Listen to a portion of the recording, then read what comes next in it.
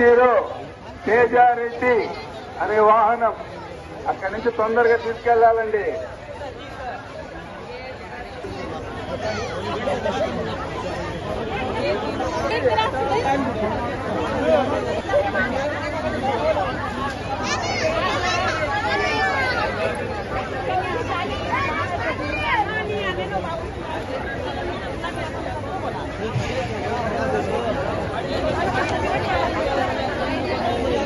ఏడీసీలో ఉన్న జెంట్స్ అవతల ఉన్న జెంట్స్ ఖాళీగా ఉండండి.